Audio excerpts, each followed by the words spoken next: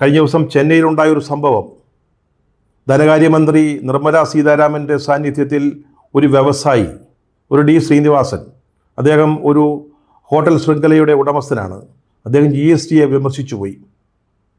ഒടുവിൽ അദ്ദേഹത്തിന് ധനകാര്യമന്ത്രിയെ സ്വകാര്യമായി കണ്ട് സമ്മർദ്ദത്തിന് വഴങ്ങി മാപ്പിരക്കേണ്ടി വന്നു. അതുമാത്രമല്ല, BJP സംസ്ഥാന ഘടകം അതിൻ്റെ വീഡിയോ, വളരെ സ്വകാര്യമായ നിമിഷങ്ങളുടെ വീഡിയോ പുറത്തുവിടുകയും ചെയ്തു. ഇതിനെ വിമർശിക്കാൻ ഇവിടെ ആൾ വേണ്ടേ? ഇത്തരത്തിലുള്ള ധാർഷ്ട്യത്തെ എതിർക്കാൻ പ്രതിപക്ഷത്ത് നേതാക്കൾ ഉണ്ടാവണ്ടേ? അതെ, രാഹുൽ ഗാന്ധി ഇവിടെ ഉണ്ടാവും, യാതൊരു സംശയവും വേണ്ട. കഴിഞ്ഞ ദിവസം സുപ്രീം കോടതി അരവിന്ദ് കെജ്രിവാളിന് ജാമ്യം നൽകിയ കേസിൽ CBI പറ്റി പറഞ്ഞ ചില വാചകങ്ങൾ, കൂട്ടിലെ തത്തയാകരുത് എന്ന് പറഞ്ഞ കാര്യം, ഇത് CBIക്ക് മാത്രമല്ല BJPയുടെ കവളത്തേറ്റ ഒരു അടിയായിരുന്നു.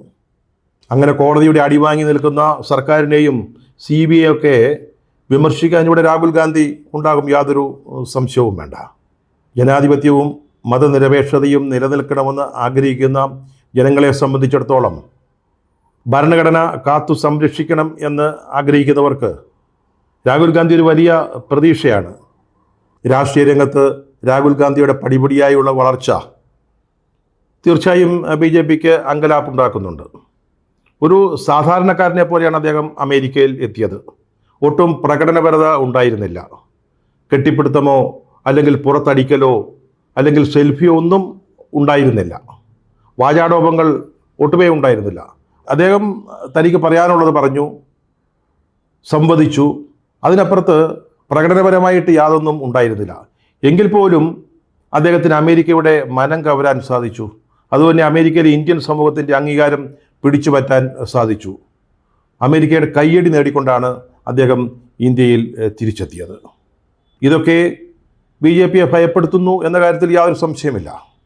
ആദ്യം ഒരു BJP നേതാവ് പറഞ്ഞത് ഇദ്ദേഹത്തിനെതിരെ രാജ്യദ്രോഹ കുറ്റം ചുമത്തി പിടിച്ചു ജയിലിലിടണമെന്നാണ്.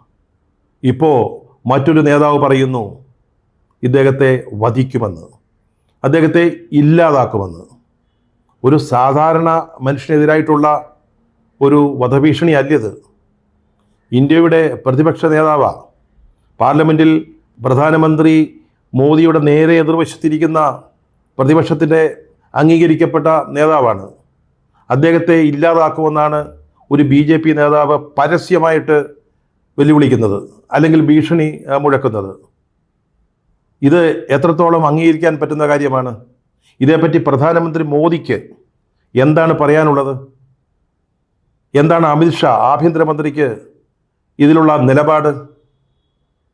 ഇങ്ങനെ ഒരാളെ സ്വതന്ത്രമായി വിടാൻ സാധിക്കുമോ? പ്രതിപക്ഷ നേതാവിനെ വധിക്കും, അദ്ദേഹത്തിൻ്റെ മുത്തശ്ശിക്കുണ്ടായ അനുഭവം ഉണ്ടാവും എന്ന് പരസ്യമായിട്ട് ഒരു രാഷ്ട്രീയ നേതാവ് പറയുമ്പോൾ എങ്ങനെ ഭരണകൂടത്തിന് നിശബ്ദത പാലിക്കാൻ സാധിക്കും? ഇതാണോ BJP മുന്നോട്ട് വയ്ക്കുന്ന ജനാധിപത്യം? ഇങ്ങനെയാണോ കാര്യങ്ങൾ നടക്കേണ്ടത്? രാഹുൽ ഗാന്ധി പറഞ്ഞതിനെ വളച്ചൊടിച്ച്, രാഹുൽ ഗാന്ധി പറഞ്ഞ സത്യങ്ങളെ അസത്യങ്ങളാക്കി ചിത്രീകരിച്ചുകൊണ്ട് രാഷ്ട്രീയ ലാഭം നേടാനാണ് BJP ശ്രമിച്ചത്. ഈ സിഖ് വിരുദ്ധ പരാമർശം എന്ന് പറയുന്നത് തന്നെ നമുക്കൊന്ന് പരിശോധിച്ച് നോക്കാം. RSSൻ്റെ ചില നിലപാടുകളെയും ആശയങ്ങളെയും വിമർശിക്കുമ്പോഴാണ് ഈ പരാമർശം ഉണ്ടായത്. അദ്ദേഹം പറഞ്ഞത് RSS ഇന്ത്യയിലെ ചില സമുദായങ്ങൾ, സമൂഹങ്ങൾ, മതവിഭാഗങ്ങൾ, ഭാഷ, സംസ്ഥാനം ഇതൊക്കെ മറ്റു ചിലതിൽ നിന്ന് തരം താണതാണെന്ന് വരുത്തി തീർക്കാൻ ശ്രമിക്കുന്നു എന്നാണ്. ഇത് RSSനെതിരായിട്ടുള്ള ഒരു ആശയപരമായ വിമർശനമായിരുന്നു. അദ്ദേഹം പറഞ്ഞു ഇത് ശരിയല്ല, എല്ലാവർക്കും തുല്യ പരിഗണനയും നീതിയും കിട്ടണം. അതിനുവേണ്ടിയാണ് കോൺഗ്രസ് ശ്രമിക്കുന്നത്. അതുപോലെ കഴിഞ്ഞ 10 വർഷം ഇന്ത്യയിൽ ജനാധിപത്യം വലിയ ഒരു ആക്രമണത്തെ നേരിടുകയായിരുന്നു. അതായത് മോദി സർക്കാരിൻ്റെ കാലത്തെക്കുറിച്ചാണ് രാഹുൽ അങ്ങനെ പറഞ്ഞത്. ജനാധിപത്യത്തെ പൂർവാധികം ശക്തിയോടെ തിരിച്ചു കൊണ്ടുവരാനാണ് കോൺഗ്രസ് ശ്രമിക്കുന്നത്. അതിനുള്ളൊരു ഉദാഹരണമായിട്ടാണ് ഈ സിഖ് മതവുമായി ബന്ധപ്പെടുത്തിയ ഒരു പരാമർശം അദ്ദേഹത്തിൻ്റെ ഭാഗത്തുനിന്നുണ്ടായത്.